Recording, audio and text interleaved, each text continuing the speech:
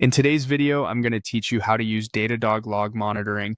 We'll walk through the core navigation you'll use to review log-driven alerts, understand what's currently firing, and check planned silences so you know whether a signal is actionable or intentionally muted.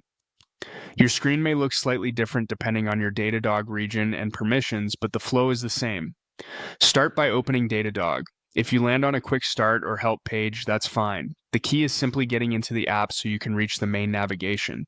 Make sure you're in the correct Datadog site for your account and region so your data is available and time ranges match your expectations.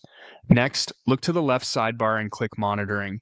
This area centralizes operational visibility across monitors powered by logs, metrics, and other sources. Even though we're focused on log monitoring, the monitoring section is where you'll review alerts and their current state, which is essential for triage. Give the page a moment to load. Large environments can take a second to render filters and counts. Now click Triggered. This view surfaces monitors that are actively alerting right now or have recently fired.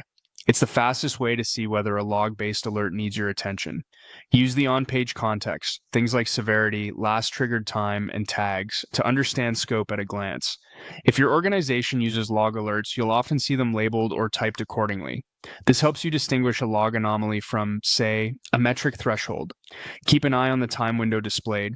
If your alerts seem quiet, the window may be too narrow to show recent activity. From here, click Downtimes. Downtimes are scheduled silences that temporarily mute monitors during planned work, noisy deploys, or known incidents. Reviewing downtimes prevents false escalation when a log monitor is intentionally suppressed.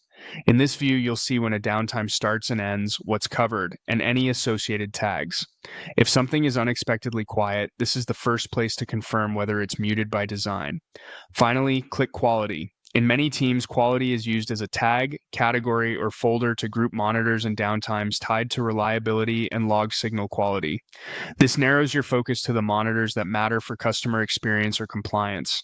If your labels differ, look for the equivalent tag your team uses to organize log alerts.